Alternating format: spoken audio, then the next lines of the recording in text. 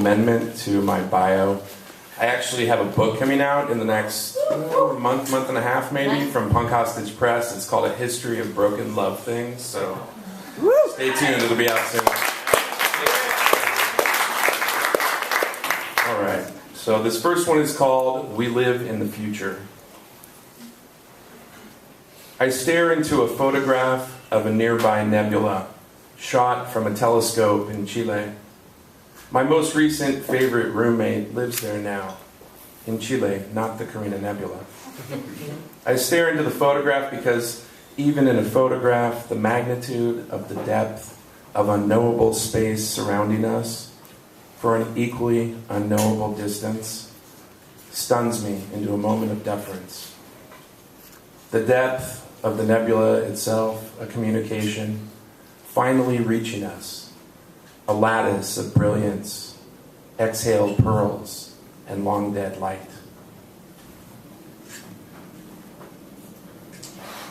And now for something a little different. This is called Drinking Bad Smoothies by the Lake. Bad smoothies!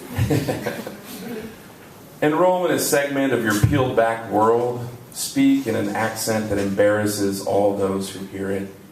Cross your crosses like they used to do, singing songs around the fire. Whatever you do, don't stop what you're doing until you've had enough, got enough, get enough, or whatever Michael shouted in that Disney-esque falsetto. The spatial relationship between taste and smell is something opening like a blossom.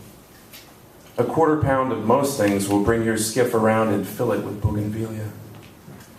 Asking for anything is the root of all real connection.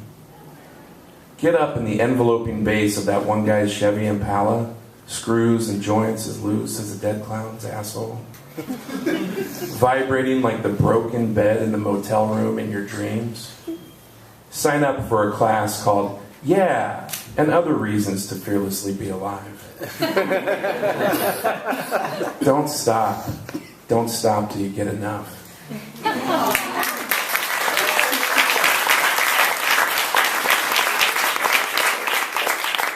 Thank you very much. This is called Crocodile-Shaped Anything.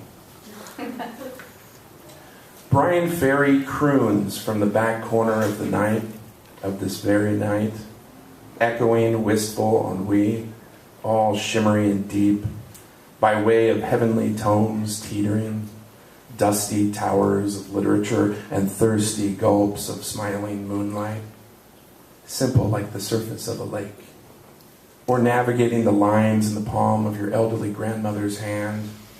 The illuminated pages flitter like leaves. The pages blow and shake. They are leaves of paper. Sheaves of paper, leave your bookmark made of the skin of every love you nearly gave behind. Let it drop, first to the surface, then sinking slowly, thoughtfully, pulsing with something. Our book of brilliant things, writ strong as black tea, no honey. Let it shine loud and brash, the antithesis of aforementioned crooning. Some say we can't do it, it can't be done, together or separate for a very long time, but I say our fast-moving train has already circumnavigated 90% of our squirming brains.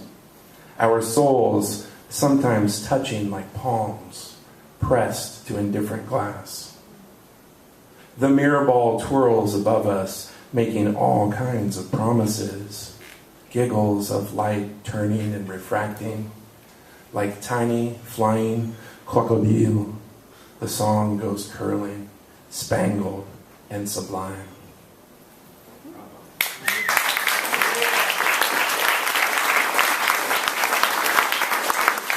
Thank you again. This will be my last one.